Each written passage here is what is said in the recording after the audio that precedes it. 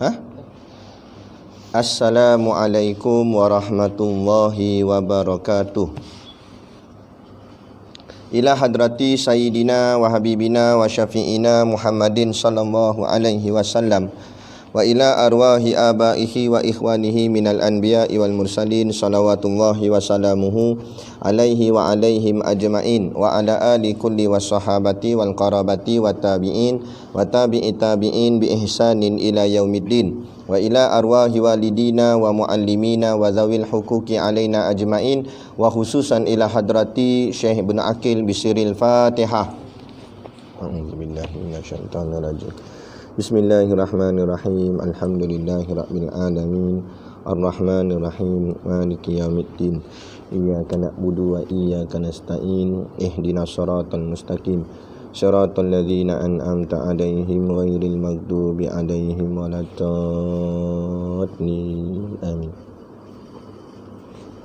Bismillahirrahmanirrahim. Alhamdulillahil qail. A'udzu billahi minasyaitonir rajim. Bismillahirrahmanirrahim. Qul huwallahu ahad. Allahus samad. Lam yalid wa lam yulad wa lam yakul lahu kufuwan ahad. Shadaqallahul azim, yang bermaksud kul, katakanlah wahai Muhammad, huwallahu ahad, Tuhanku ialah Allah yang Maha Esa. Allahus samad, Allah yang menjadi tumpuan sekalian makhluk untuk memohon sebarang hajat. Lam yalid wa lam yulad, ia tiada beranak dan ia pula tidak diperanakkan. Walam yakul lahu kufuwan ahad, dan tidak ada sesiapa pun yang serupa dengannya. Asyhadu an la ilaha illallah wahdahu la syarikalah wa asyhadu anna sayyidana Muhammadan abduhu wa rasuluh. Allahumma salli wa sallim ala sayyidina Muhammad wa ala alihi wa ashabihi wa tabi'ina lahum bi ihsanin ila yaumiddin. Subhanaka la ilma lana illa ma 'allamtana innaka antal alimul hakim. Rabbi shrah li sadri wa yassir li amri wahlul 'uqdatam min lisani yafqahu qawli. Wala haula wala quwwata illa billahil aliyil azim. Amma ba'.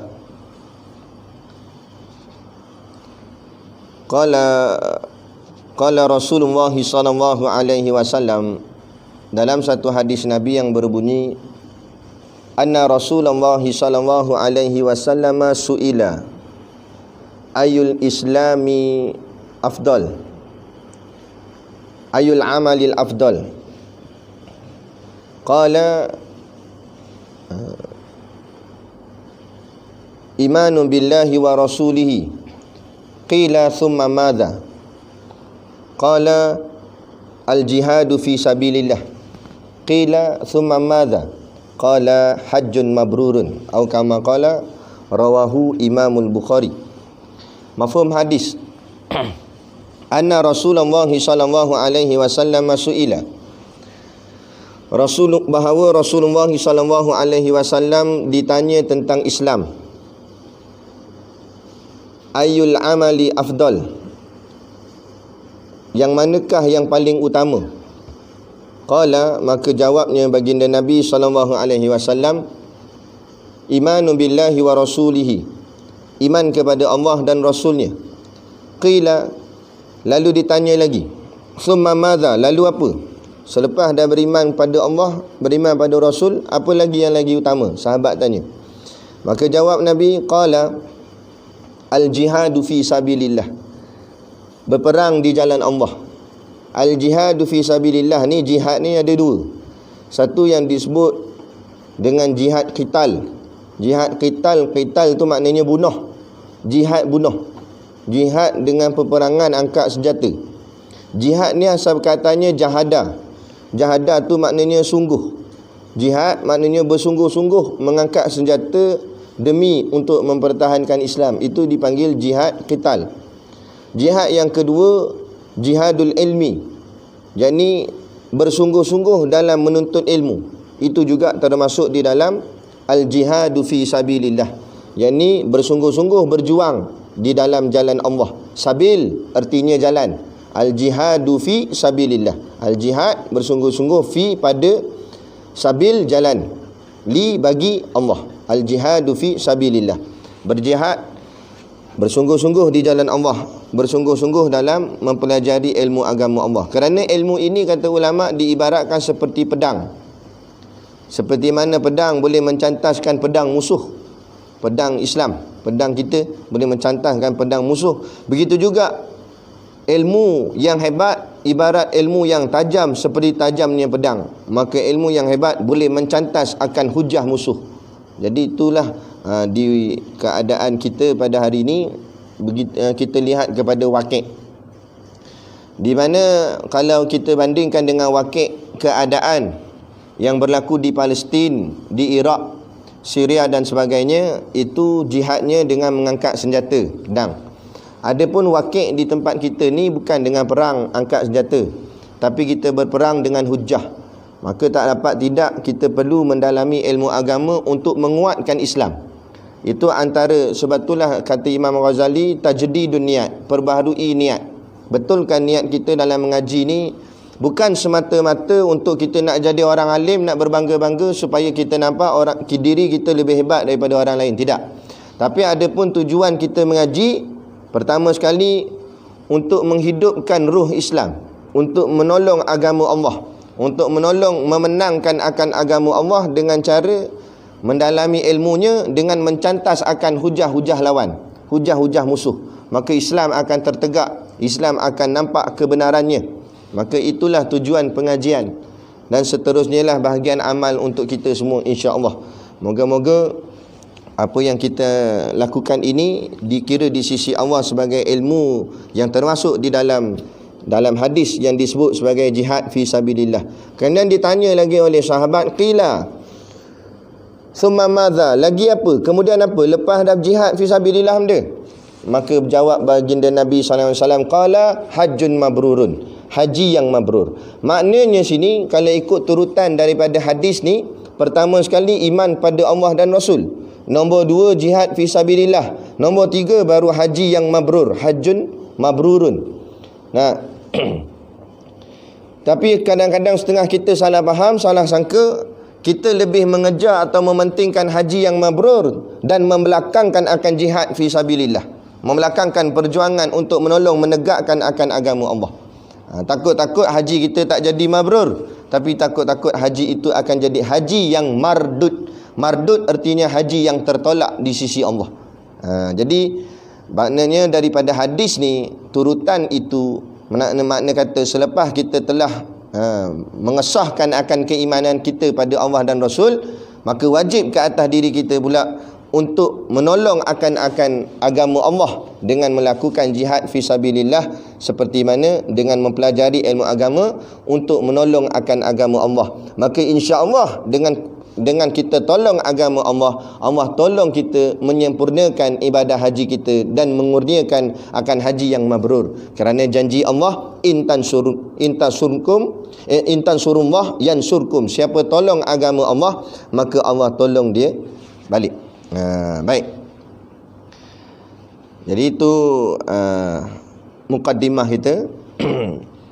Baik, hari ini kita mulakan dengan sambungan pengajian komunikasi Lughatul Arabiyah kita, bahasa Arab.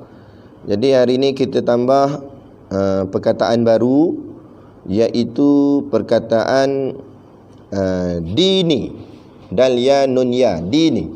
Asalnya din, dal ya nun, din tu maknanya agama, ditambah ya di belakangnya menunjukkan kepunyaan kita. Dini maknanya agamaku. Jadi ayat, contoh ayatnya, dini Islam, agamaku Islam. Nah, orang tanya, ma dini, apa ma dinuka, apa agama kamu? Dini Islam. Ma tu apa, kan? Ka tu engkau, ma dinuka, apa agama engkau? Dini Islam, agamaku Islam. Kemudian perkataan yang kedua kita nak belajar, baladi. Bukan baldi. Salah tulis kan. Baladi, balam dal ya. Asalnya balad, balad tu maksudnya negara, baladi negaraku. Jadi contoh ayatnya baladi Malaysia. Negaraku Malaysia. Kemudian kita tambah satu lagi, wilayati. Asal perkataan wilayah, waw lam alif ya ta marbutah. Wilayah. Wilayah tu maksudnya negeri. Wilayati negeriku. Macam saya, wilayati Selangor. Negeriku, negeri saya Selangor. Baik. Jadi kita tiga ni dulu. Sikit-sikit lah, jangan banyak sangat. Kan terbalik kan, wilayah pergi ke negara, baladi pergi negeri kan. Jadi ambil ni dulu. Jadi bolehlah kita praktikkan bercakap. Imarahkan dalam grup kita tu untuk kita cuba melatihkan diri bercakap. Buat macam Ustaz Borhan dengan seorang lagi tu, siapa dah, dia buat dalam bentuk audio tu. Jadi kita boleh berlatih kita bercakap. Kalau tulis je, kadang-kadang tulis je lah. Baik, selesai. Kemudiannya kita pergi menjawab soalan. Okey, di sini ada 3 soalan asalnya, tapi saya jawab 2 je. Kerana soalan yang satu lagi berkenaan dengan hadis 15 Ramadan tu, sekarang tengah kecoh kan. Jadi Ana tak sempat lagi mentelaah tentang hadis 15 Ramadan ni. Dan kita pun belum pernah jumpa dalam kitab lagi. Tapi saya akan cuba cari tengoklah. Jadi yang ni tangguh dulu. Saya jawab soalan lain dulu. Okey, antaranya soalan yang pertama, salam tuan, saya memang tiap hari tak payah baca yang tu kan. Mana soalan dia? Ada sebut bab solat. Okey, baik. Jadi saya ada kemusykilan sikit. Saya ada baca buku tentang mazhab Hanafi. Dia baca buku mazhab Hanafi. Dalam solat selepas imam baca Fatihah, makmum tak perlu baca apa-apa. Sedangkan mazhab Syafi'i kita, selepas imam baca Fatihah, wajib makmum baca juga. Jadi soalan saya, adakah bab baca Fatihah makmum ni ijtihad para imam mazhab, ataupun ada hadis mengatakan makmum boleh pilih antara nak baca ke tak nak baca? Minta tolong sangat-sangat tuan. Saya harap ustaz dapat jawablah. Baik. Jadi dalam bab makmum membaca Fatihah. Okey, jadi kita sembahyang jemaah. Imam baca Fatihah, waladallin, amin. Kemudian kalau kita sini Malaysia ni, kita baca Fatihah. Okey, jadi itu soalan dia. Jadi nak baca Fatihah ni macam mana ni? Kena baca ke tak kena baca? Wajib baca ke tak wajib baca? Sebab dia ada baca dalam buku mazhab Hanafi, kata tak payah baca. Okey, baik. Dalam masalah makmum membaca Fatihah selepas imam, dia berlaku 3 pendapat. Pendapat yang pertama, pendapat mazhab Imam Hanafi, Imam Abu Hanifah, yakni Nu'man bin Thabit. Pendapat mazhab Imam Hanafi kata tak wajib baca. Betul lah dia baca buku mazhab Hanafi itu, betul. Memang mazhab Hanafi tak wajib baca Fatihah. Kerana Imam Abu Hanifah berpegang kepada hadis man kana lahu imam fakira'atu macam mana hadis tu? Fakira'atu lahu qira'ah. Fakira'atu lahu qira'ah, yang artinya siapa yang ada imam padanya, maka bacaan imam itu bacaan dia. Maksudnya dari hadis ni maknanya siapa yang berimam dan kemudian imam baca Fatihah, maknanya Fatihah dia Fatihah imam. Hadis tu kan, dalam hadis tu lah. Hadis tu riwayat Imam Ahmad dan juga riwayat Imam Malik. Jadi ini satu pendapat. Jadi ini satu pendapat dari sudut mazhab Hanafi. Pendapat yang kedua, pendapat mazhab kita, Imam Syafi'i. Imam Syafi'i cenderung kepada wajib baca berdasarkan hadis la salata liman lam yaqra' bi Fatihatil kitab. La salata, tidak sah solat, liman lam yaqra' bi Fatihatil kitab, bagi siapa yang tidak membaca Fatihatul Kitab. Kerana syarahnya makna liman tu bagi siapa tu tak kira lah. Tak kira imam atau makmum, semua kena baca Fatihah. Imam pun kena baca Fatihah, makmum pun kena baca Fatihah. Jadi berdasarkan hadis itulah pendapat yang imam kita, Imam Syafi'i, kata wajib makmum baca Fatihah selepas imam baca Fatihah. Cumanya dalam mazhab kita Imam Syafi'i disunatkan, kata Imam Nawawi, disunatkan akan imam melambatkan bacaan surah, kerana disuruh akan makmum itu mendengar akan bacaan imam. Jadi kalau imam baca surah, makmum baca Fatihah, siapa nak dengar imam baca surah? Jadi disunatkan imam lambatkan sedikit membaca surah untuk memberi peluang makmum baca Fatihah dulu, kemudian imam baca surah, makmum dengar bacaan surah imam. Itu. Tapi hukumnya sunat saja lambatkan bacaan surah tadi. Kalau dia baca terus pun tak ada masalah. Cuma ni dalam masalah hukum. Pendapat yang ketiga, pendapat mazhab Imam Malik dan juga kecenderungan mazhabnya Hambali. Jadi pendapat yang ketiga kata begini, kalau makmum dengar Fatihah imam, makmum tak payah baca. Tapi kalau makmum tak dengar Fatihah imam, makmum kena baca. Itu pendapat yang ketiga. Contohnya sembahyang maghrib, makmum dengar Fatihah imam, jadi makmum tak payah baca Fatihah. Tapi kalau sembahyang zuhur, sembahyang asar, bacaan sir perlahan, maka makmum kena baca Fatihah. Ini pendapat mazhab Maliki dan kecenderungan mazhab Hambali. Jadi ini tiga pendapat. Jadi kita di Malaysia masyhur dah kita berpegang kepada mazhab Syafi'i, maka kita wajib mengikut mazhab Imam Syafi'i, kerana itulah pegangan mazhab kita. Maka wajib ke atas kita membaca Fatihah. Seperti mana telah dijawab bayan linnas di dalam Dr. Zulkifli Al-Bakri, mufti wilayah dulu. Dia ada jawab dah masalah ni. Sebab orang banyak duk tanya. Sebab apa? Mazhab-mazhab lain tu di negara lain. Tapi memanglah tak salah kalau kita nak berpegang pada mazhab lain. Tapi jangan main tukar-tukar mazhab suka-suka hati gitu. Bila kita pegang mazhab Syafi'i, maknanya kita kena mendalami segala ilmu fiqh dalam mazhab Syafi'i.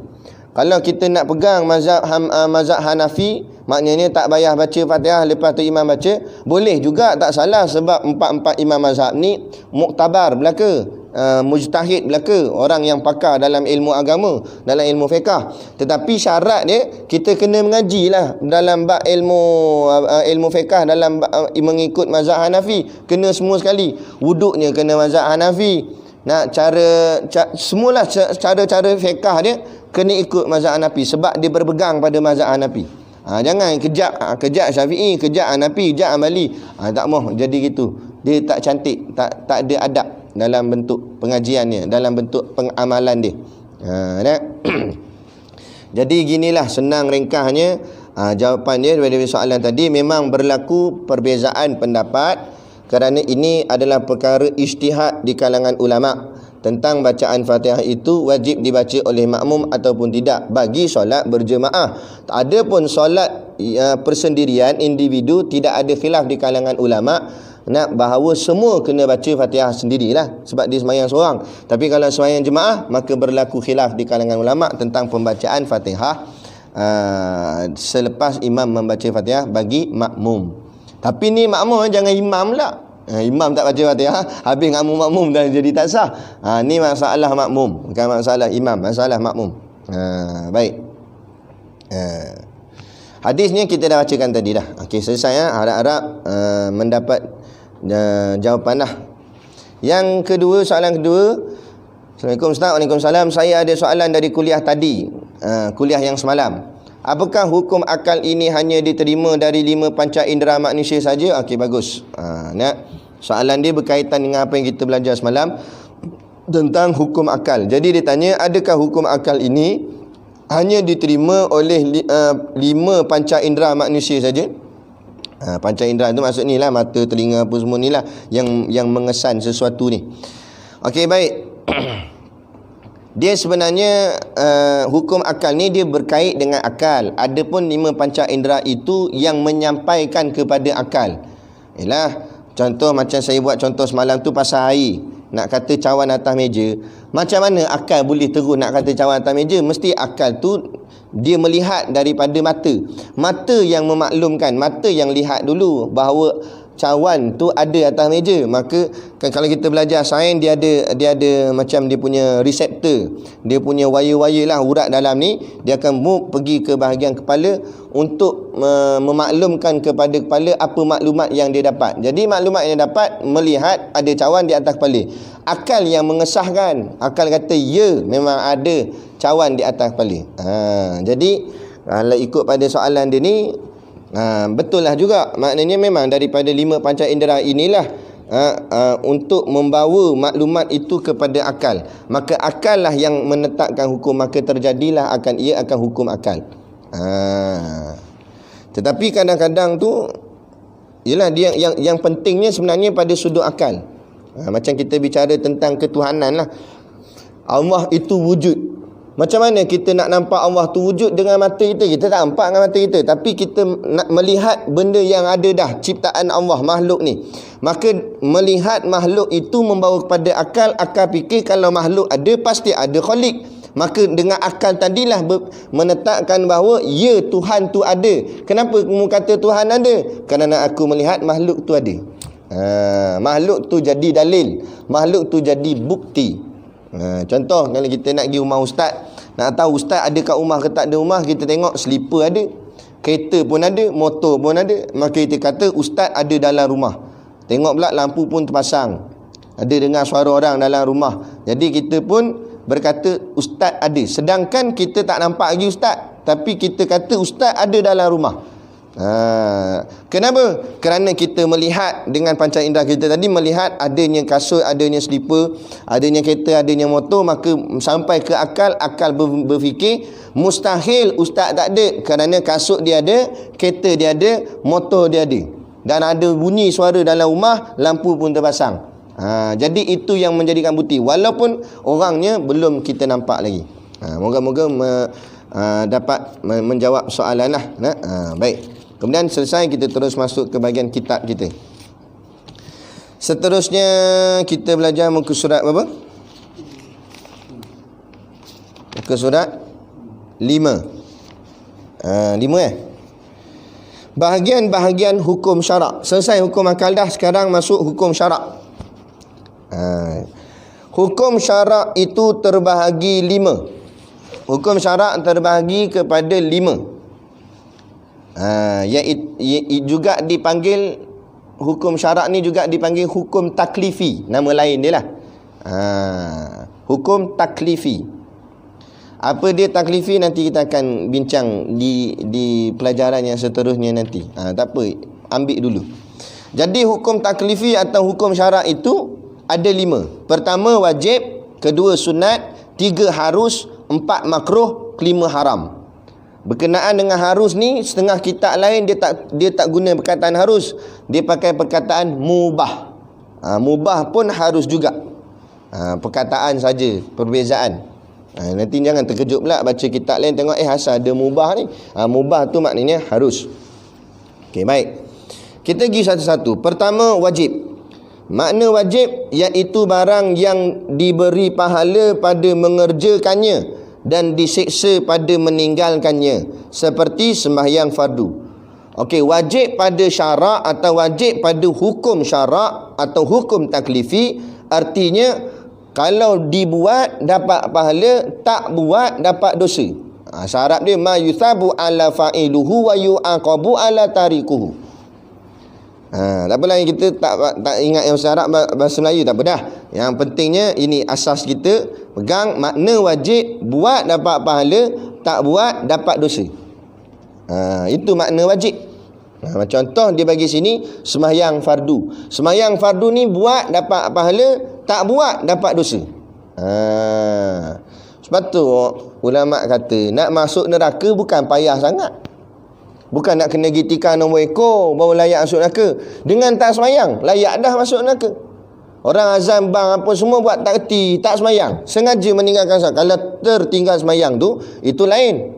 Nak qada balik dan sebagainya. Tak, ni semayang ada masa tapi dia buat tak erti, berdosa. Nak. Begitu juga semayang pada waktu-waktu yang diharamkan semayang. Nanti kita akan belajar waktu-waktu haram semayang. Nanti dulu, jangan masuk dulu. Nanti lagi pening. Baik. Yang kedua, sunat. Sunat iaitu barang yang diberi pahala pada mengerjakannya dan tidak diseksa pada meninggalkannya. Ma yusabu ala fa'iluhu wala yu'aqabu ala tarikuhu. Nah, dapat pahala kalau buat, tak buat tak dapat apa-apa. Pahala tak dapat, dosa tak dapat kalau tak buat. Tapi kalau buat dapat pahala. Faham betul-betul. Kalau buat dapat pahala, kalau tak buat tak dapat apa-apa. Pahala tak dapat, dosa tak dapat. Itu namanya sunat. Nah, jadi orang yang meninggalkan perbuatan sunat, dia tak dihukumkan dosa, cuma dipanggil luput fadilat. Maksud luput fadilat, rugilah tak dapat pahala. Tu panggil luput fadilat. Maknanya rugi tak dapat pahala. Sebab kalau dia buat boleh pahala. Seperti contoh bersedekah dan berderma. Dia tulis sini berderma. Berderma apa tu? Menderma lah. Ni bahasa lama katnya. Bersedekah dan menderma lah. Bersedekah dan derma sunat. Kalau dia bagi boleh pahala. Kalau tak bagi, kalau dia tak bagi tak dapat apa-apa. Jadi kedekut pahit je lah. Yang ketiga harus. Hukum tiga harus. Apa makna harus?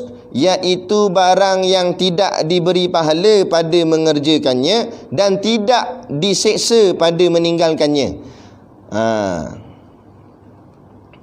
Wala yusabu ala macam mana lah?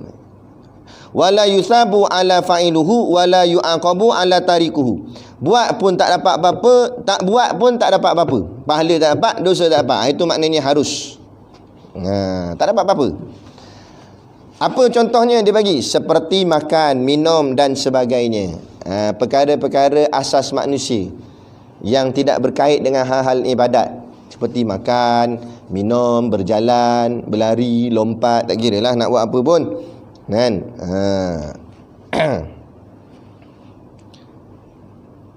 Okey. Nanti kita akan uji lepas ni.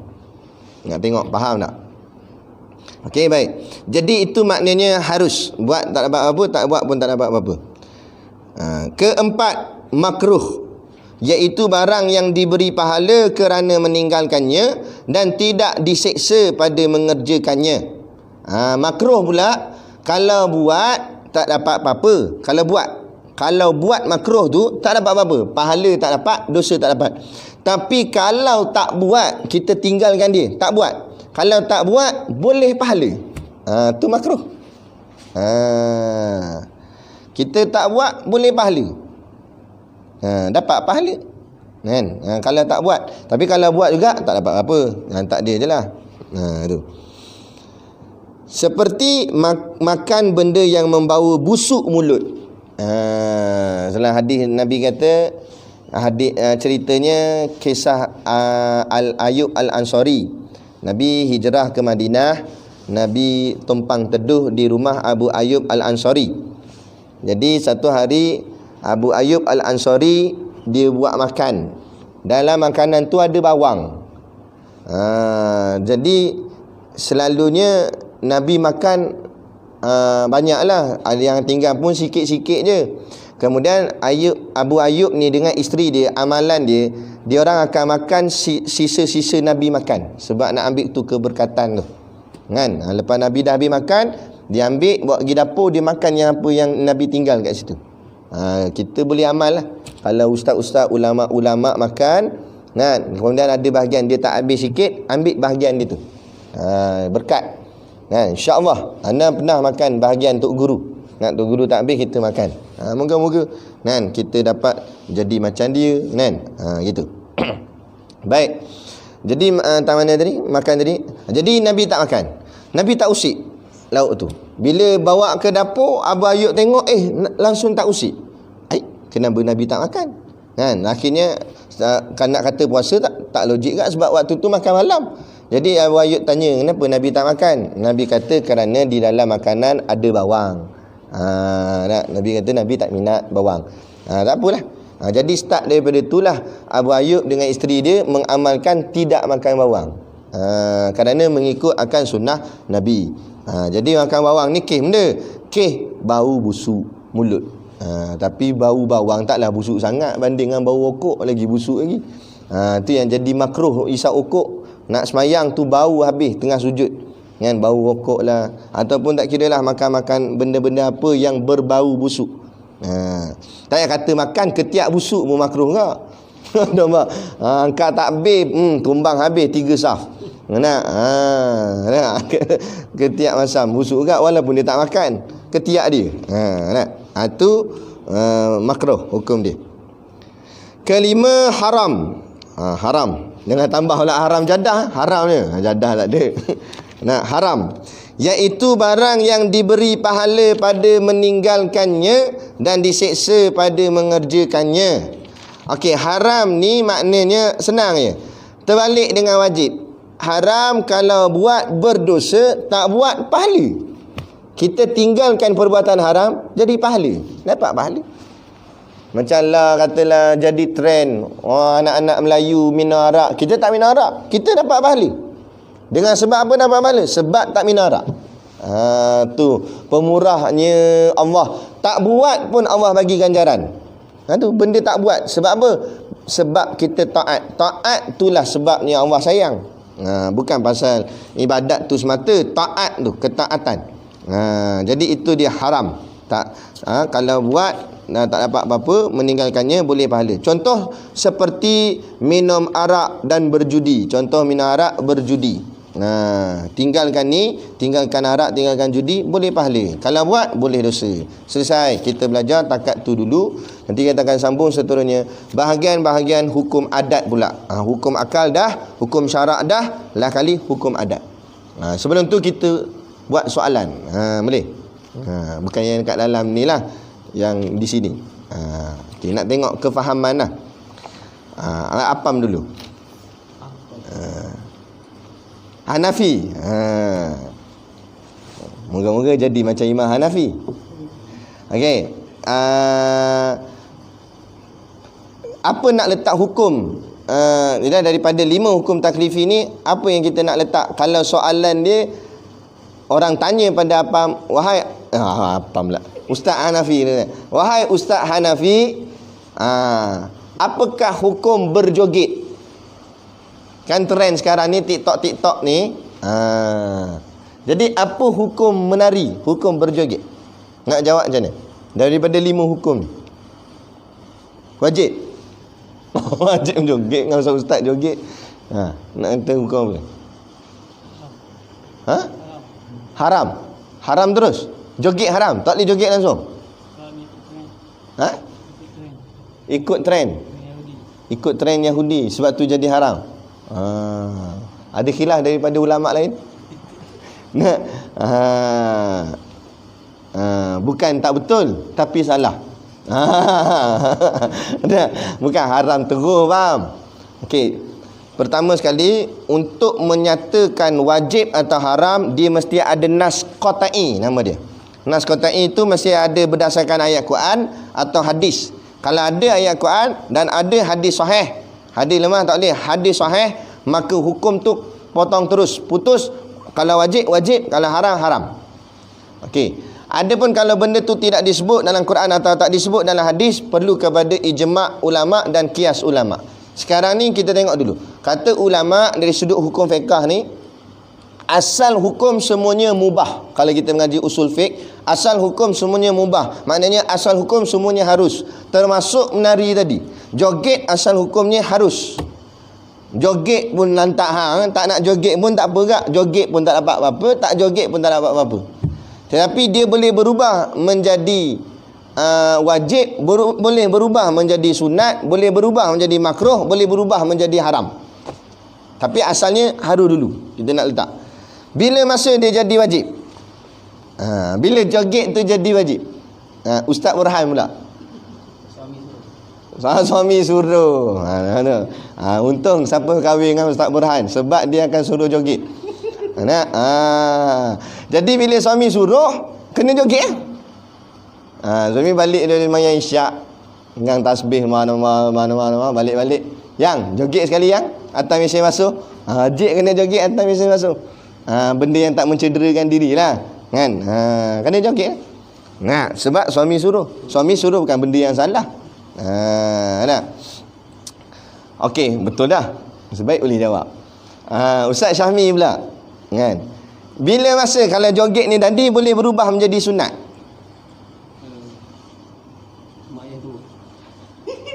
Mak ayah suruh sunat. Ada mak ayah pula suruh. Dia macam mana boleh jadi sunat? Kalau buat dapat pahala, kalau tak buat tak dapat apa-apa.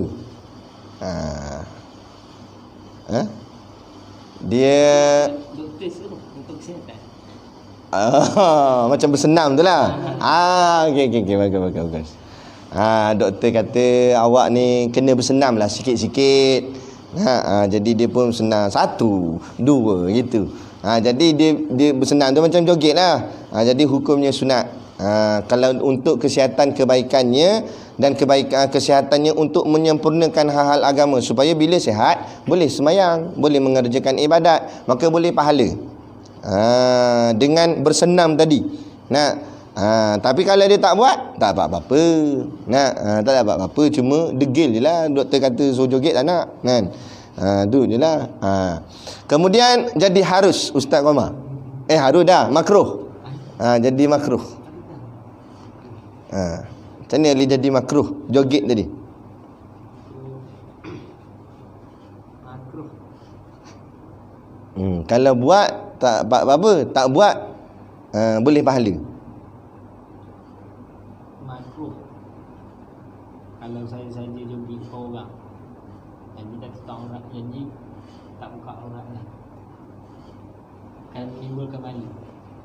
Okey, bagus. Dia lelaki, dia joget depan lelaki juga. Joget tu saja nak orang cakap apa, sajalah perangai gedik dia, nak mengaibkan diri, memalukan diri dia sendiri. Hukumnya makruh. Kalau dia buat agak nampak bodoh je lah. Tapi kalau dia tak buat lagi bagus. Sebab apa? Nak apa orang cakap, membodoh-bodohkan diri, nak mengaib-aibkan diri. Okey. Yang terakhir haram. Joget macam Ustaz Hanafi kata tadi, joget tu haram. Haram ni bila dia melanggar syarak. Mana langgar syarak? Pergi buat TikTok, dia perempuan nampak habis bentuk dada-dada ponggong-ponggong, joget depan telefon dia tu, rakam, lepas tu share di khalayak ramai. Situ yang jadi haram. Kalau orang yang sama gak Ustaz Hanafi, perempuan tu juga dada ni nampak habis, baju ketat-ketat sampai nampak dada, nampak punggung, dia joget depan kamera, dia rakam, tapi dia send dekat suami dia. Boleh tak boleh? Haram ke tak? Kenapa tak haram? Kan suami dia tengok. Suami dia. Suami dia. Tak apalah suami dia, bukan suami jiran dia. Suami jiran dia haram. Suami dia tak ada masalah, ada bini dia. Memang bini suami dia kata, suami dia duduk jauh, kena PKP tak boleh balik, kan? Suami dia kata rindu kat awak, hantar gambar joget sekali. Nampak? Kalau boleh akan seksi dah. Ni bukan boleh buat. Tak ada masalah. Yang salah ni joget di khalayak ramai. Sama juga dulu pernah berlaku di televisyen, apa tu? Berancangan apa tu joget tu? Apa nama dia? Buat warak nama ustaz-ustaz ni tak tengok ni. Bukan Gegar Vaganza. Sehati Berdansa. Dia menari lelaki perempuan, pasangan suami isteri. Suami isteri bukan orang lain, suami isteri. Jadi berlaku pertikaian. Ustaz-ustaz marah. Depa jawab balik, dah apa salah? Depa bukan mahram. Depa suami isteri. Laki bini dah. Memanglah laki bini, tapi sebab tayang depan orang ramai, situ yang salah. Memang suami isteri joget tak ada masalah, nak joget dari pagi sampai ke malam kat rumah tak ada masalah. Nak sampai jatuh habis bawah katil tak ada masalah. Nah, tapi yang salahnya bila tayangan joget itu di khalayak ramai. Orang yang tak patut melihatnya. Orang yang haram melihatnya. Situ yang jadi haram. Maka hukum tu jadi haram. Nah, jadi pengajaran yang kita ambil daripada hujung ni, maknanya hukum taklifi ni dia boleh berubah mengikut keadaan. Nah, suatu kebanyakan perkara dia tak akan lari daripada 5 hukum ni. Dia tak akan lari daripada 5 hukum ni. Walaupun sama juga dengan semayang. Semayang ada 5 hukum. Ada yang kadang-kadang semayang tu wajib, kadang-kadang sunat, kadang-kadang makruh, kadang-kadang haram. Mana semayang tu wajib? Semayang fardu. Yang sunat, semayang sunat lah. Yang makruh, semayang yang melambat-lambatkan waktunya. Makruh semayangnya tu, memang semayangnya waktu wajib, tapi hukumnya jadi makruh. Kerana sengaja melambat-lambatkan. Haram meninggalkan semayang. Ataupun haram semayang, tak boleh semayang kerana ada manik. Apa maniknya? Sebab ada hadas besar, haid nifas. Jadi tak boleh semayang. Jadi kalau semayang enggak, hukumnya haram. Jadi hukum tu boleh berubah. Tengok pada keadaan. Jangan kita nampak satu benda tu nampak baik, contoh semayang, oh yang ni confirm boleh, wajib je. Tengok dulu, kadang-kadang dia jadi haram. Begitu juga benda yang nampak salah, contoh minum arak, terus kita hukumkan haram. Betul ia haram, tapi kadang-kadang ada ketika dia tak jadi haram. Bila darurat, dia jadi harus. Air kering langsung, tanah kering. Dia kena selamatkan nyawa. Kerana dalam Islam, nyawa itu lebih utama. Kena selamatkan nyawa. Jadi dia nampak kebetulan air yang ada ni kasbek ke tepi dia. Jadi dia terpaksa minum untuk meneruskan hidup. Sebab kalau tak minum, mati dia. Maka dia boleh minum waktu tu, hukumnya jadi harus. Tapi bukan minum sampai tahap kenyang, sekadar untuk menghilangkan diri daripada jadi mudarat kepada kematian. Supaya boleh terus hidup saja. Sambil terus hidup tu terus cari air yang halal, terus berjalan ke tempat yang orang ramai dan sebagainya. Jadi pada ketika darurah, dia boleh berubah akan hukum dia. Jadi kena fahamnya, hukum taklifi ni, hukum syarak ni boleh berubah mengikut keadaan. Jadi kita nak kena faham keadaan tu, kita mengaji, nanti baru kita faham nak gaul macam mana hukum syarak ni. Sebab tu peringkat awal diterangkan dulu hukum syarak tu apa dia, wajib apa semua. Sebab nanti kita belajar dalam bab fiqh, kita akan lebih mendalami tentang hukum taklifi ni. Macam mana nak kata okey yang ni wajib, yang ni sunat, yang ni harus, ni makruh, ni haram. Okey, baik.